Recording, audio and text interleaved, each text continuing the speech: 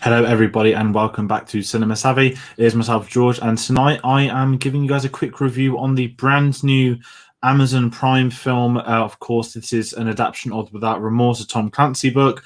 Tom Clancy's Without Remorse, as many people have called in advertising, and I'm very excited to be talking this night because, of course, it's not just starring one of my favorite actors, where I can say Michael B. Jordan.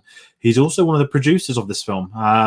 Before I get into some of that stuff, I'm going to quickly do a quick reel of the socials for everybody that may be new to the channel. So, as always, I want you to comment below your thoughts. If you've seen this, if you're watching this after it comes out, please don't put any spoilers, but comment below what you think of the film. Or have you read the book? Is it something you're interested in seeing, or seeing how different it could be to the book? Then comment your thoughts on the book as well.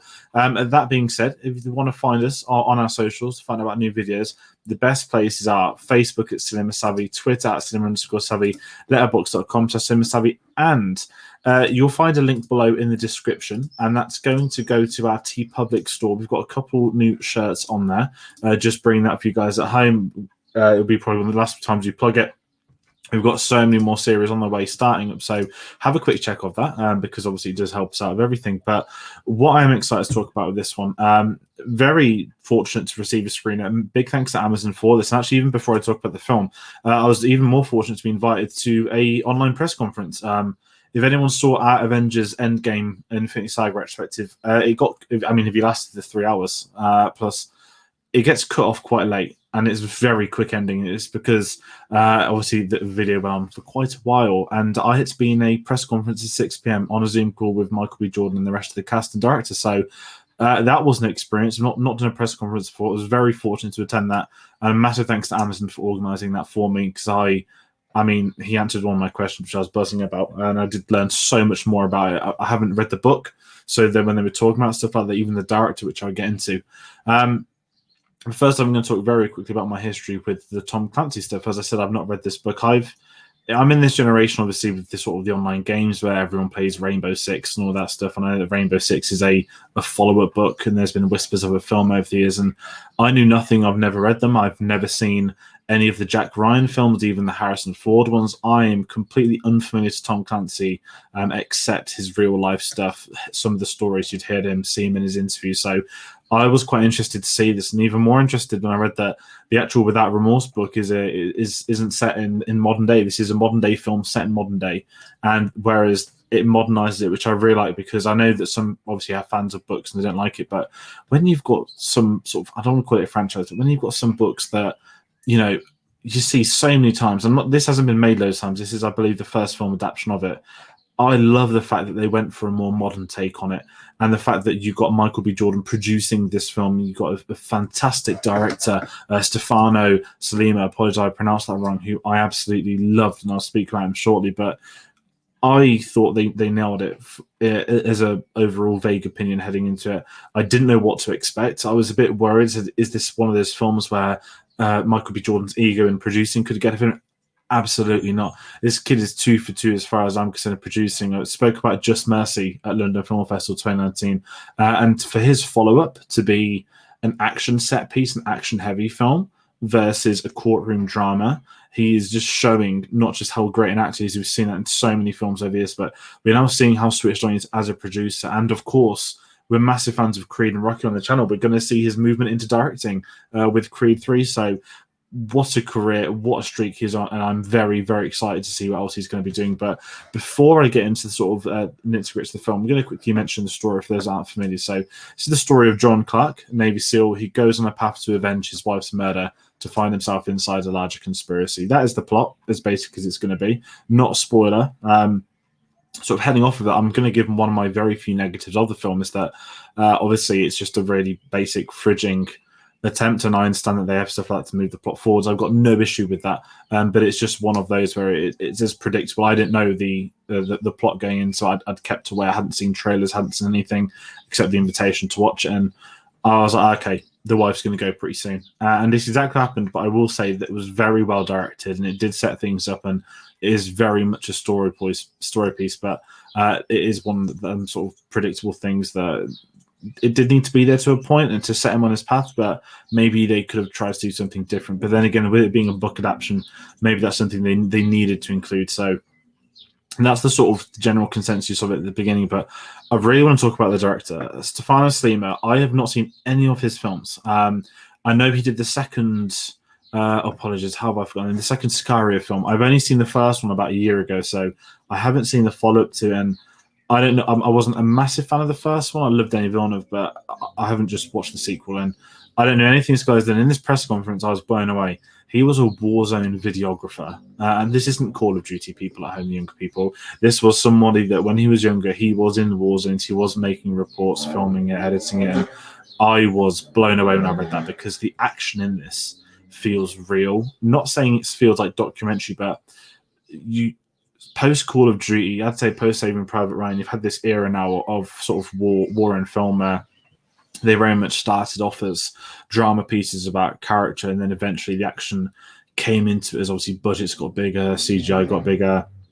Obviously, Saving Private Ryan was the extras having everyone in person for it in 1917, and it's one of them where this was shot so different to the other war films I've seen over the last few years. And yes, this one is more modern, but this feels like it's trying to be different. It feels like it has its own take, that this stands out compared to some of the other ones. It's not a war film that doesn't have any action. I know you can make emotional, dramatic films, and this isn't one where it's sort of bombarded with action. There is only action moments used in moments in which you have to have it, and I think that's why it works so well. And some of the action scenes are stuff I've not seen before. There's an incredible scene with an aeroplane, which I believe was in the book, which Michael B. Jordan was speaking about. He learned to hold his breath underwater for about 4 minutes, which is also incredible. I can't even get over that. I can't even do it for probably 30 seconds. But I thought the action is exactly what you want, but also the drama. There are dramatic moments. There is tension there. There is a build-up. You have a protagonist, you have an antagonist. You've got the very stereotypical, is this person going to be the villain? Is he going to be a good guy? It's got everything you want from a film like that. And I think that's where it is very solid in that respect, that is well made. And I was worried, not to sort of critique Amazon, but so many films were sold to streaming services over the last year. They couldn't get the cinema release and they just sold it. And you always have to question, like, are they getting rid because they don't think it's going to be good, or because they don't think they'll make money? Is it a bit of both? Is it one or the other? And this is one where I was so excited by. I will quickly say, I should have said at the start, that this is going to be streaming on Amazon Prime this Friday the 30th, so you can check that out worldwide on the spot. I believe they bought the rights from Paramount. A discussion for another time, but another Paramount film which was sold over lockdown. There's been a fair few at this point in time, so it won't be surprising to me until something else happens. That being said, I want to talk about the performance of Michael B. Jordan. I've said that he was one. I think he is great in this. His acting, he's way above the rest of them. As far as an ensemble cast goes, it's got Jamie Bell, who we all recognise from a lot of things, and someone I haven't seen in a production before, Jodie Turner-Smith. I was aware of Queen and Slim. I hadn't seen the film. However, after watching this, I did pick it up, so I will be watching it soon. I'm excited to see it. And she filmed this while pregnant, which always amazes me. It's phenomenal how some actors are able to do that, especially in roles where they can be action oriented. I remember Scarlett Johansson doing it in Age of Ultron. So Jodie Turner-Smith, from the scenes we get with her, she's great. Jamie Bell's fine. He's kind of what you expect, that he's a solid actor. He is very much that character we've seen in dozens of action films before. The sort of the shady one. Is he not to quote Lion G, but is he a bent cop? Is he a good cop? You sort of a line here and there, but he does have an interesting arc for when they close out. But I think the main two things for me in this one has been the direction of Steven Stefano and, of course, Michael B. Jordan. Those two together, I think, worked so well. I'd like to see them together again. If they did do a sequel, if they did want to build up to Rainbow Six, then that is something I'd be excited for. I'd love to see what they do, how they can adapt that into a film. Obviously, the games are humongous in pop culture, especially Rainbow Six, so there is an audience for it. It depends if they can get it marketed to get them to see this, because I think this is a solid film, and that's why I'm going to push my recommendation. This is one to go and see.